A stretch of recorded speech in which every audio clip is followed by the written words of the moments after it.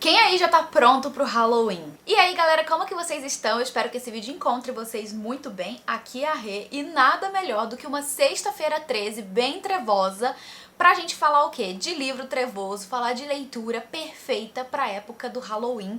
Então hoje eu tô aqui pra trazer algumas recomendações pra vocês, algumas óbvias, outras não tanto assim, e também pra diferentes gostos, algumas mais pesadas, outras mais leves, algumas mais sombrias, outras menos. Enfim, aqui tem recomendação pra todos os gostos. Então se você quer curtir o Halloween, mas também é aquela pessoa mais medrosa, pode ficar tranquilo que também tem livro aqui pra você. Antes de qualquer coisa, eu vou te pedir pra deixar o curtir nesse vídeo, que isso é muito importante pra divulgação do canal. Se inscreve se ainda não estiver inscrito. Aproveita pra me seguir nas outras redes sociais, os links ficam aqui na descrição. Vai me seguir no TikTok, no Instagram. Entra pro nosso canal de novidades do Telegram, que lá também você fica por dentro de várias novidades. E, de quebra, também pega dica de promoção de livro, que a gente tá sempre postando por lá. Então é isso, deixa seu curtir aqui embaixo. Eu acho que a aniversariante do dia merece a sua curtida. Bom, galera, vamos lá então. A lista tá gigante, tem várias recomendações muito legais pra fazer pra vocês. Então já senta aí, pega papel e caneta, abre o site da Amazon pra você ir adicionando tudo aí na sua wishlist, caso ainda não estejam.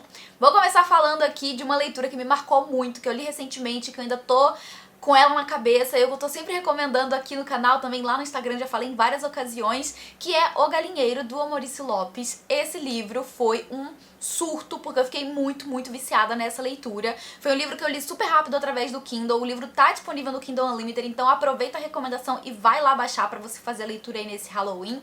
Aqui a gente tem uma história que é um thriller, né, a gente tem uma espécie de suspense, mas para além do suspense, o autor desenvolve algumas questões mais sombrias que me pegaram desprevenidas nessa história, que eu não tava imaginando que a história fosse ir por esse rumo, e quando eu vi, eu já tava chocada. Aqui a gente tem uma história que se passa no interior do Ceará. A gente tem uma família de pai, mãe e 2 filhos, um menino e uma menina, que todos os anos eles têm essa tradição de roubar galinhas, né, de algum galinheiro, de algum vizinho ali da região. E a história começa pra gente no dia que essa família tá se preparando pra fazer esse roubo de galinhas. Então é uma tradição familiar em que todo mundo meio que fica, sabe, na empolgação disso acontecer, e eles estão se preparando então para ir até a casa escolhida desse ano.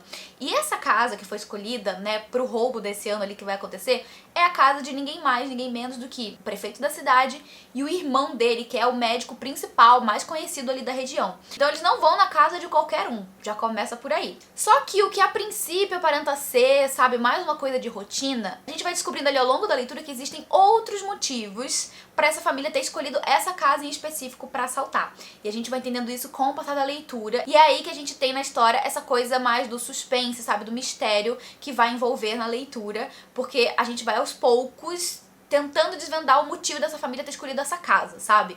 E a gente vai acompanhar a leitura em terceira pessoa, então a gente tem a perspectiva de todos os personagens praticamente ali dessa família e as descobertas que eles vão fazendo, né, a importância que cada um vai tendo pra história. Vai ter um momento ali na leitura, logo no comecinho, em que a gente vai ter a divisão entre a narrativa das crianças e a narrativa dos adultos. Isso é muito legal, porque traz pra gente ambas as perspectivas e ambos os pesos, né, porque os adultos sabem de coisas que as crianças não sabem ainda. E com isso a gente vê todas as duas narrativas ali se balanceando de uma forma muito interessante. Essa história é construída em diferentes arcos, né? Tem o arco da família, tem o arco dos irmãos e depois o arco que fecha tudo isso. No arco da família a gente conhece, né, mais a trajetória dessa família, a gente tem muito da questão da situação de pobreza em que eles vivem, né, muita miséria e tal, famílias muito pobres mesmo ali da região. Aí depois a gente vai conhecer a família desses irmãos, que são o médico e o prefeito da cidade. A gente vai entendendo mais sobre o passado deles e a gente também vai entendendo as origens de o que tá acontecendo no presente está acontecendo. Eu tô aqui pisando em ovos pra não comentar muito, porque eu acho que vocês precisam descobrir por vocês mesmos o que vai acontecer. Mas basicamente a gente tem, né, as histórias da família e dos irmãos ali entrelaçadas por algo que aconteceu bem recentemente, e a gente vai, na narrativa, né, desses irmãos, entender como que as coisas chegaram no ponto que estão agora. E já nesse terceiro arco, e lá no terceiro arco da história, a gente tem tudo isso se entrelaçando, as respostas surgindo, muitos momentos de muita tensão, de muita agonia, de muito nervosismo e coisas sendo reveladas que deixam a gente cada vez mais na ansiedade pra chegar no final da história e saber como que o autor vai conectar tudo e vai fazer o desfecho de todos os personagens. E pra mim esse livro foi escrito de uma forma muito inteligente, muito interessante. A escrita do autor é brilhante no sentido de aproximar muito o leitor das características desses personagens, dos modos de falar, dos modos de se portar, sabe? Então é muito legal, muito bem construído. Eu deixo aqui essa forte recomendação de um livro que vai ter sim ali um quesinho de um pouco mais de vamos dizer, horror, mas nada muito grotesco, nada muito, sabe, escrachado. Então eu acho que até pros leitores mais assustados, esse livro aqui vai ser tranquilo de ler. Então aproveita que tá no Kindle Unlimited e coloca no seu Kindle, faça a leitura que eu tenho certeza que você não vai se arrepender. Ainda dentro das leituras mais soft, eu vou recomendar aqui o Coraline, do Neil Gaiman, que é um livro infantil, né, ele é infanto-juvenil, vamos dizer assim. A gente tem a protagonista aqui, né, que é a Coraline, que é uma criança. Se eu me lembro bem, ela é uma criança de uns 8 anos, eu não lembro mais exatamente a idade da Coraline, mas nessa edição aqui da Intrínseca, que inclusive está impecável, a gente tem até ilustrações do que vai acontecendo, e além do sombrio, né, do aspecto sombrio da história, a gente tem também o aspecto sombrio das próprias imagens que vão tendo aqui ao longo da leitura. Essa é uma história bem conhecida, já bem famosa, tem um filme, inclusive, que eu amo, acho maravilhoso, mas aqui, né, pra quem não conhece, a gente tem a história da Coraline, que é uma menina que se muda, né, pra uma casa junto com a família, né, o pai e a mãe, e é uma casa muito peculiar, porque tem portas, sabe, que dão pra outra casa, que dão pra outro ponto, porque essa casa aqui é daquele tipo de casa antiga da Inglaterra, que é na cidade mesmo, assim, né, tipo, é no centro urbano, mas que antigamente eram vários andares, e daí, por causa do adensamento urbano, eles acabam, tipo, tornando cada andar uma casa. Então, tipo, tem uma coisa que acontece assim na casa da Coraline, que ela abre uma porta que dá em outro canto que é vazio, sabe? Então, é mais ou menos por aí que a gente tem a história acontecendo, né, numa casa que tem seus segredos. E aqui a história começa a ficar mais tenebrosa, vamos dizer assim, quando a Coraline acaba encontrando, né, uma passagem pra um outro mundo, que seria uma espécie de tipo o mundo invertido do Stranger Things, mas não necessariamente isso, porque quando ela atravessa essa porta, ela vai encontrar, né, a mesma casa que a dela, né, do outro lado, só que com os pais dela muito diferentes, né? Então a gente tem aqui a outra mãe, o outro pai, que são figuras mais amedrontadoras, que vão meio que servir a Coraline, sabe? Dá pra ela tudo aquilo que ela mais deseja, só que ela vai descobrindo ali ao longo da leitura que tudo isso tem um preço a ser pago, né? E aqui atrás a gente tem a figura, ó, da mãe da Coraline, também pra gente ter uma ideia de como ela é. E assim, gente, é uma história infantil, como eu falei, né? Não tem nada, tipo, de muito assustador, nem nada, mas o autor constrói essa história num ambiente tão sombrio, assim, que deixa a gente, sabe, impressionados. Ainda mais nessa edição aqui em que a gente tem as ilustrações, então, assim, é bem interessante fazer a leitura com as ilustrações, e eu recomendo muito, gente. Gostei demais da história de Coraline e gosto muito do filme também. Deixa aqui a recomendação caso você ainda não tenha assistido, mas leia o livro, tá? Não deixa de ler a história porque é muito, muito legal também.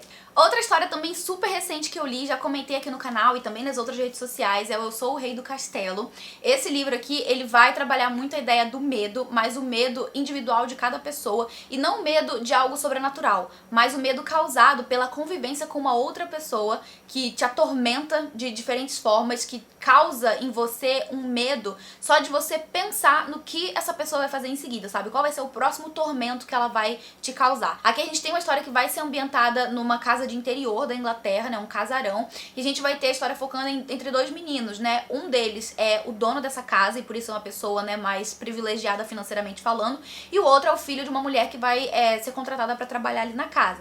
Então a gente vê ao longo de toda a leitura essa relação de poder sendo frequentemente trabalhada aqui entre esses dois meninos, já que o mais privilegiado acredita que pode subjugar o menos privilegiado em todas as situações que ele achar pertinente, relacionada a essa dinâmica de poder que vai existir entre esses dois garotos. É um livro muito surpreendente, é um livro que traz o medo de formas mais sutis e mais subjetivas dentro da história. Não tem nada sobrenatural, nada tipo extraordinário acontecendo, mas é o tipo de situação que você pode se enxergar, sabe, passando por algo semelhante assim, principalmente se você é criança e se você é uma criança que é facilmente levada pelas outras, porque aqui a gente tem também um caso desse menino que tá sendo subjugado, ele ter sido criado pra obedecer os patrões da mãe. Então aqui a gente tem, né, mais uma situação de desvantagem com relação a essa criança. Então, gente, assim, foi um livro que eu adorei ter lido. O final dele, assim, foi bem chocante pra mim, eu não esperava que fosse ter aquele final, e eu fiquei um tempão parado olhando assim pro teto, porque realmente foi uma história que me pegou desprevenida e me marcou muito. Eu gostei demais de acompanhar essa história, e deixo aqui a recomendação também pra você que quer ler aí, né, uma coisa mais suspense, mas uma coisa mais soft, mais suave. Agora, pra você que quer uma coisa um pouco mais assustadora e rápida de ler, eu vou recomendar aqui os mangás do Junji Ito, que são mangás, né, com várias histórias. Aqui a gente tem contos, né, de horror que são trazidos em forma de mangá, e a gente tem, olha, as ilustrações. Então, justamente por isso, a gente tem histórias que são ainda mais assustadoras, porque a gente tem a história do horror somadas às ilustrações. Então, assim, são realmente muito, muito impressionantes. Esse aqui é o Contos de Horror da Mimi, que são, ou Mimi, eu não lembro, não sei exatamente como que fala. Aqui a gente tem várias histórias, né, vários contos que vão ter essa Mimi, né, essa mesma protagonista em todas as histórias. E, enfim, também tem, né, o mesmo traço ali em preto e branco do Junji Ito, ó. Então são várias histórias envolvendo essa personagem. Já nesse aqui, né, que é o Fragmentos do Horror, a gente tem outras histórias envolvendo outras personagens, tá? Então são histórias aleatórias com personagens diversos. E tem vlog aqui no canal em que eu fiz a leitura desses dois mangás e eu fiquei muito impressionada mesmo, principalmente com algumas histórias específicas que me deixaram bem assim, escaldada. Então fica aqui a dica se você gosta de histórias um pouco mais assustadoras e com adicional aí, né, das ilustrações, mas que não por isso você vai ficar menos impressionado com a leitura, tá? Então fica aqui o aviso. Outro livro que eu li esse ano e que eu também acho que casa muito com o Halloween é O Lobisomem da Vila Mariana. Aqui a gente tem um livro em que a construção da história lembra um pouco a de It, porque a gente tem essa história que vai focar em um grupo de amigos que lá no passado, quando eles eram crianças e moravam no interior, né, de São Paulo, eles viveram uma coisa muito chocante, muito marcante envolvendo uma criatura que, assim, marcou a vida deles pra sempre. E daí a gente tem a história sendo narrada tanto no passado quanto no presente, quando esse grupo de amigos já não está mais falando, eles estão cada um vivendo a sua própria vida, né, vivendo situações diferentes.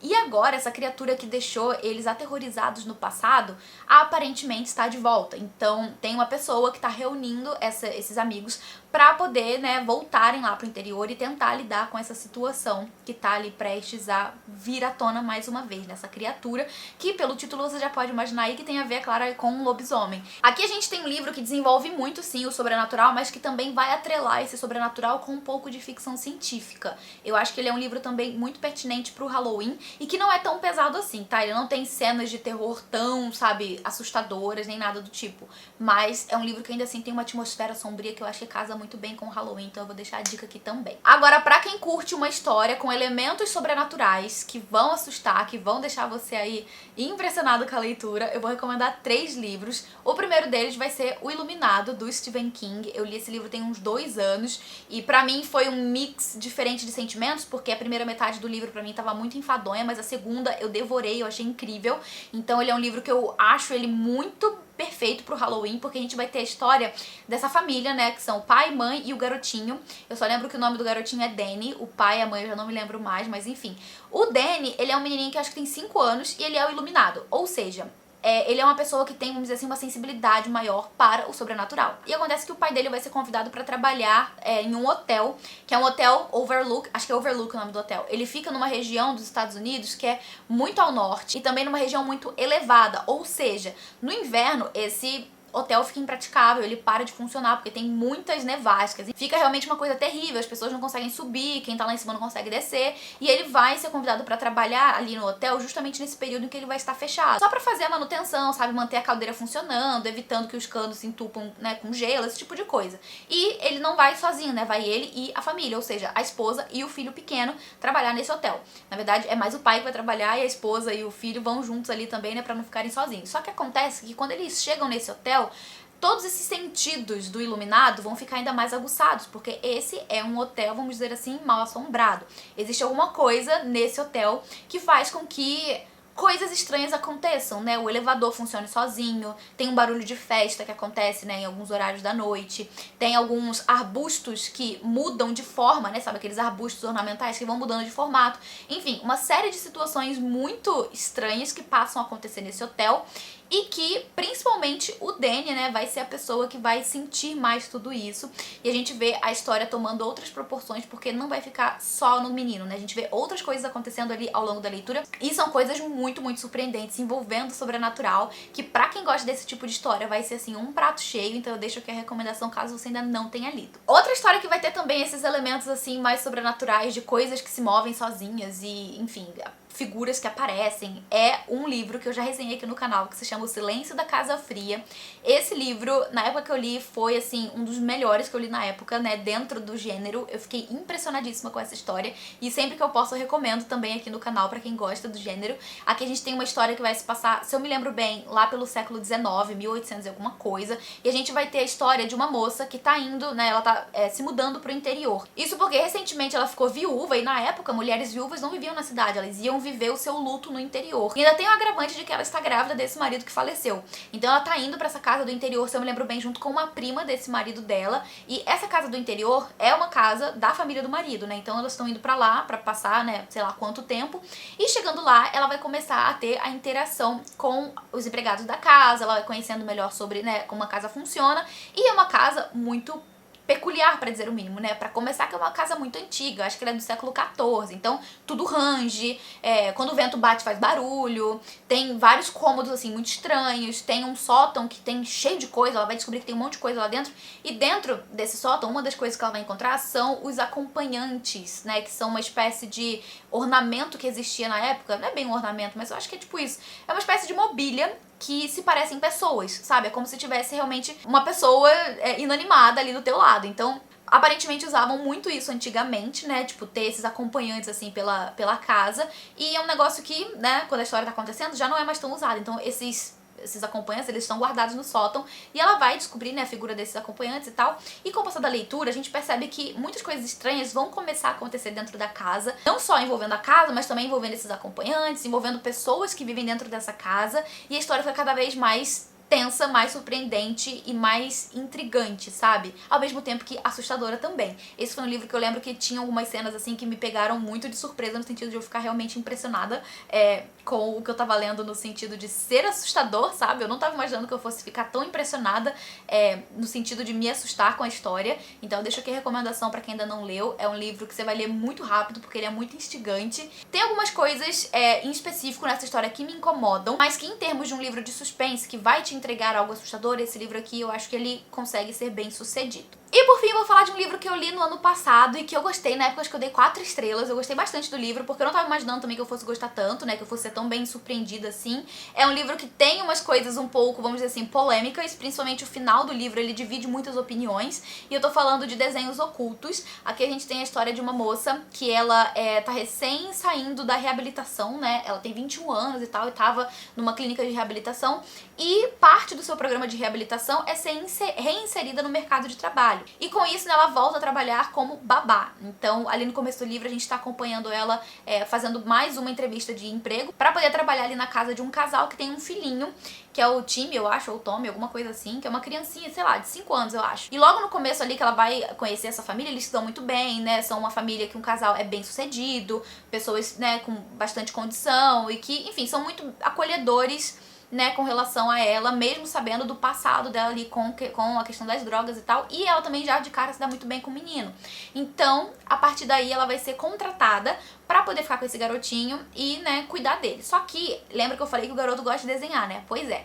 Os desenhos dele começam a ficar um pouco estranhos, né? Com o passar da leitura a gente percebe, junto com essa personagem, que ele tá contando uma história muito macabra através dos desenhos dele. E quando ele é questionado, ele não sabe dizer exatamente, né, o que é cada história, o que é cada desenho, por que ele desenhou e tal. E a protagonista vai cada vez mais criando uma suspeita de que tem algo sobrenatural acontecendo envolvendo esse garoto. Só que, desde o começo ali, quando ela começou a conhecer essa família, ela já teve a informação de que eles são muito céticos, né? Os pais da criança são muito céticos, eles não têm religião, eles não acreditam em nada, sabe? De religião, de sobrenatural, nem nada do tipo, e pedem, inclusive, que ela tenha essa postura para com o menino, né? Por mais que ela profete a própria religião dela ali com ela própria, eles não se importam, mas que não tragam isso pro menino. Enfim. Aí ela já vai encontrar um empecilho na hora de comentar com eles com relação a isso, porque ela suspeita que esteja acontecendo algo de sobrenatural com o menino, mas os pais dele são totalmente céticos, eles não acreditam em nada, e eles vão, sabe, achar qualquer coisa com relação a isso. Então a partir daí a gente vê a personagem lidando sozinha com essa questão,